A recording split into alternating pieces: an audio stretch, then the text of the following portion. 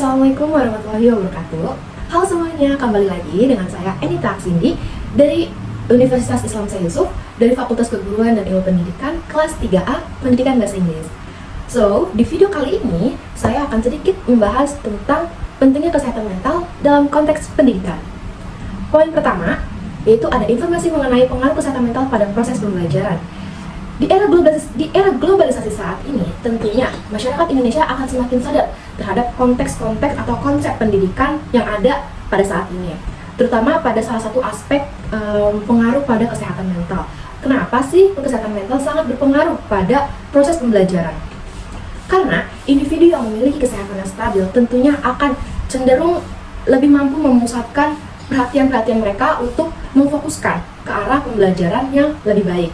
Dan individu yang memiliki kesehatan mental yang stabil dapat mengurangi gangguan yang dapat mengonsentrasikan tujuan mereka untuk kedepannya. Tetapi jika individu memiliki kesehatan yang tidak stabil, tentunya dapat mengurangi proses pembelajaran mereka, seperti mereka tidak memiliki motivasi belajar, mereka tidak memiliki minat, bahkan minat untuk berbaur dengan teman sekelasnya, minat dalam mengetahui segala sesuatu yang terkait di ruang lingkup konteks pembelajaran. Dan juga dampak negatif dari kesehatan mental tidak stabil itu akan melemahkan proses pendidikan secara keseluruhan. Jika individu memiliki kesehatan mental yang stabil, tentunya mereka memiliki dampak positif, yaitu mereka bisa meraih prestasi di kelas, mereka bisa dekat dengan guru, dan mereka akan terus aktif.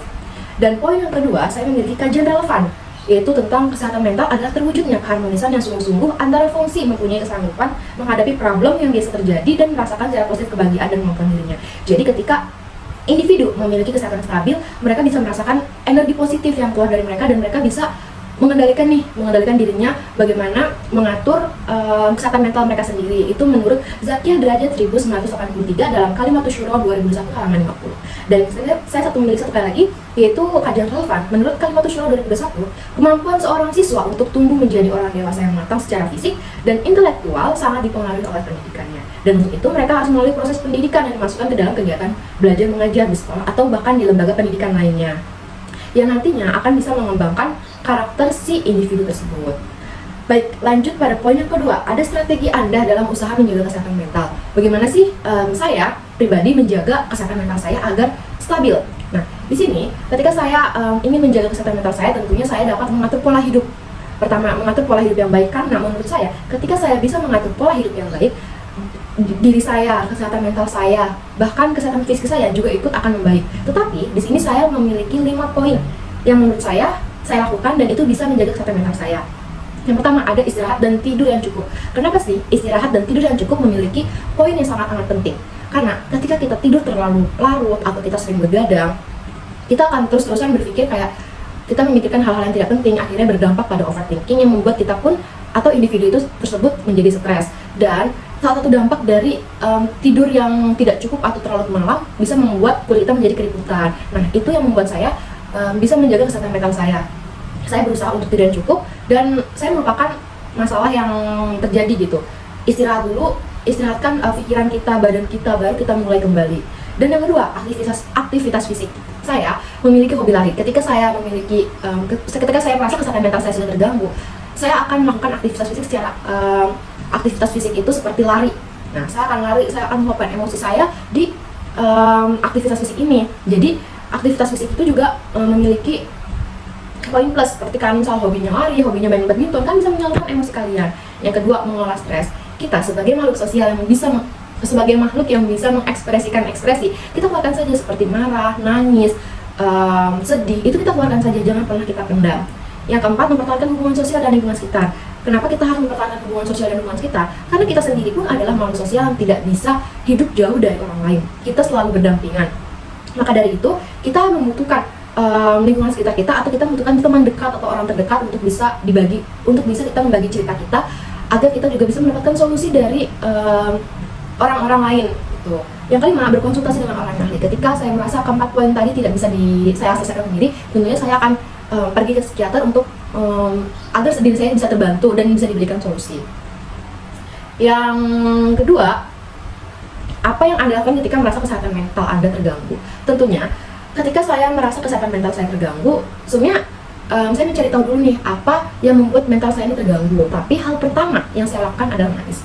Mungkin orang lain bilang menangis itu adalah hal yang tidak harus dilakukan dan membuang-buang waktu, tetapi ketika saya merasakan saya bisa menangis, itu adalah salah satu mengekspresikan diri saya. Ketika saya sedih, saya menangis, dan itu cukup membantu saya. Dan ya gitu, ketika itu kita harus memiliki teman atau ibu misal untuk bertukar pikiran atau meminta solusi, karena kita tidak bisa mengambil keputusan sendiri. Kita harus membutuhkan orang lain. Kita juga bisa olahraga gitu kan. Pokoknya ketika kesehatan mental saya terganggu, tentu saya akan mencari teman terdekat saya, ibu saya, dan saya akan melakukan aktivitas yang saya berikan tadi. Saya melakukan lari, melakukan fisik gitu kan. Dan yang kedua, bagaimana Anda merespon sesuatu yang dapat mempengaruhi kesehatan mental Anda? Sejujurnya tuh saya adalah orang yang mengabaikan ya, atau jarang merespon hal-hal yang mengakibatkan saya sakit hati. Karena menurut saya sendiri, ketika saya memiliki prinsip dan prinsip saya diganggu oleh orang lain, tentunya orang lain itu pasti memiliki saran yang bagus. Ketika saya dikritik oleh orang lain, saya tentu akan meminta saran. Tetapi ketika seseorang tersebut tidak memiliki saran untuk saya dan mereka hanya mengkritik saya akan membiarkan mereka dan saya tidak akan merespon, karena tidak akan bisa mengubah hidup saya. Dan ketika saya dipengaruhi orang lain, saya akan mempengaruhi diri saya dulu. Apakah orang lain itu bisa membawa saya yang lebih baik atau tidak? Ketika orang mengkritik saya, ya saya ambil aja sisi positifnya. Tetapi jika memang mereka tidak memiliki saran, ya udah ambil sisi positifnya dan tinggalkan kritikan mereka seperti itu. Dan kita sendiri yang harus mengubah diri kita. Yang selanjutnya ada paparkan mengenai dampak kesehatan mental pada proses belajar. Nah, pembelajaran itu sangat dipengaruhi oleh kesehatan mental, guys. Kapasitas seseorang dalam mengatasi hambatan di kelas tuh dengan cara berkolaborasi dengan orang lain atau dengan ruang lingkup pembelajarannya. Karena anak yang memiliki atau individu yang memiliki kesehatan yang stabil, tentunya mereka akan bisa belajar lebih efektif. Karena mereka dapat memaksimalkan kapasitas mereka dan menyesuaikan diri mereka dengan lingkungan sekitar.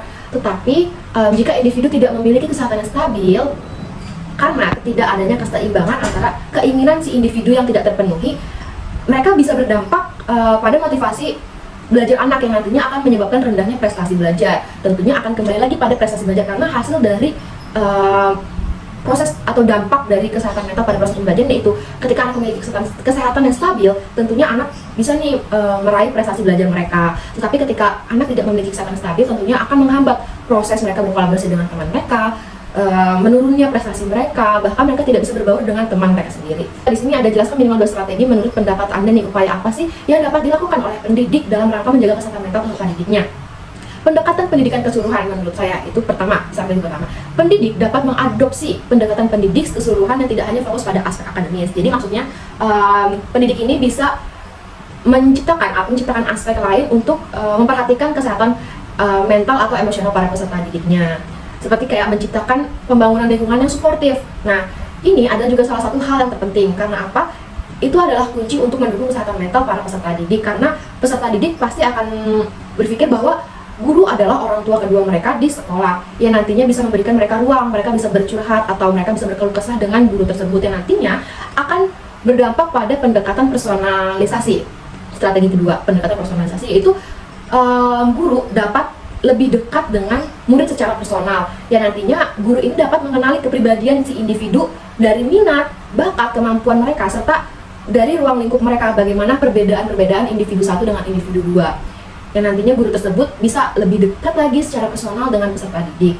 Dan juga ada strategi ketiga, itu pembelajaran berbasis keterlibatan emosi. Menciptakan pengalaman belajar yang melibatkan emosi dapat meningkatkan kesehatan mental peserta didik, karena pendidik dapat memasukkan metode pembelajaran yang menantang dan memotivasi seperti apa? Seperti pembelajaran proyek, diskusi, atau kegiatan seni. Kenapa sih proyek dan diskusi itu termasuk melibatkan emosi? Karena ketika guru menempatkan satu individu ke individu lainnya, tentu mereka kan memiliki pendapat yang berbeda. Mereka akan saling menukarkan pendapat atau mengutarakan pendapat mereka, dan mereka harus bisa menerima salah satu pendapat yang individu itu miliki tanpa harus bertengkar. Mereka harus saling menghargai pendapat-pendapat lainnya. Yang terakhir, dan bagaimana solusi praktis kemampuan saya untuk memberikan solusi yang dapat diimplementasikan pada proses pembelajaran di konteks kesehatan mental. Menurut saya, seperti kita harus dapat memahami kebutuhan siswa. Maksudnya memahami kebutuhan siswa itu, kita bisa nih menganalisis atau mencari tahu bagaimana kebutuhan siswa ini untuk memahami tingkat pemahaman dan gaya belajar mereka. Seperti seorang individu tentunya akan memiliki gaya belajar yang beda-beda, seperti bisa dari gambar, dari musik, atau bahkan hanya mendengarkan. Itu adalah gaya belajar mereka yang beda-beda, dan kita sebagai pendidik harus bisa mengenali gaya belajar mereka agar mendukung pada proses pembelajaran mereka dan juga akan tetap menjaga kesehatan mental mereka dan bisa mempertimbangkan variasi tingkat keterampilan dan minat siswa. Jadi pendidik itu juga harus bisa memberikan variasi pembelajaran pada proses pembelajaran yang berbeda sehingga menciptakan ruang lingkup kelas juga happy atau senang. Yang kedua, kita bisa menerapkan pembelajaran yang aktif. Seperti yang sudah saya katakan pada poin sebelumnya, kita bisa seperti diskusi, kita bisa seperti membuat proyek atau kelompok yang nantinya akan melibatkan siswa-siswa bisa aktif juga. Dan kita juga bisa menciptakan teknologi dan pembelajaran. Maksudnya menciptakan teknologi ini ada kita memanfaatkan nih teknologi untuk membuat pengalaman belajar lebih menarik. Seperti kita bisa meminta mereka untuk membuat lampu dari bohlam yang kecil. Itu adalah salah satu memanfaatkan teknologi. Itu juga bisa dalam proyek ya, itu bisa meningkatkan aktivitas mereka. Dan juga kita bisa menggunakan platform pembelajaran online yang seperti kita lakukan dari Zoom, dari Google Classroom, ataupun kita bisa Gmeet. Itu juga bisa menambahkan variasi dalam pembelajaran. Yang ketiga adalah memberikan evaluasi formatif secara teratur untuk memahami sejauh mana pemahaman materi mereka itu tentang menghadapi materi yang sudah mereka pelajari. Seperti kita memberikan ujian atau memberikan kuis kepada mereka sehingga mereka bisa mengulas kembali materi-materi yang sudah mereka pelajari. Nah, selanjutnya kita bisa mendorong siswa nih untuk bekerja sama dan berkolaborasi untuk menyelesaikan tugas. Pasti seperti kelompok juga poin tersebut. Karena ketika siswa cenderung bosan untuk belajar sendiri, maka kita bisa memberikan mereka satu kelompok untuk mereka kerjakan sama-sama atau satu proyek yang bisa mereka garap bareng-bareng, dan itu juga akan mengeluarkan kreativitas mereka yang mereka miliki. Dan berkomunikasi secara efektif. Tentunya berkomunikasi secara efektif, pastikan komunikasi antara pendidik dan peserta didik itu jelas dan terbuka. Seperti misal hanya bertanya tentang sesi tanya jawab pas di kelas atau berdiskusi dengan guru, itu juga bisa memberikan komunikasi yang efektif dan guru bisa lebih dekat lagi dengan siswa atau murid-murid. Seperti itu solusi yang dapat saya berikan, yaitu ada seperti komunikasi yang efektif, ada memahami kebutuhan siswa, ada bagaimana menerapkan pembelajaran yang aktif dan memanfaatkan teknologi pembelajaran, dan memberikan konteks dunia nyata yaitu dengan pengalaman hidup-hidup mereka yang relevan, dan juga ada ya fasilitas kolaborasi yang sudah saya katakan seperti itu. Mungkin cukup yang dapat saya jelaskan di video kali ini. Semoga dapat dipahami, dan saya mohon maaf apabila penjelasan saya kecepatan dan ada yang kurang jelas. Saya akhiri, wabillahi taufiq wal hidayah. Wassalamualaikum warahmatullahi wabarakatuh. Terima kasih.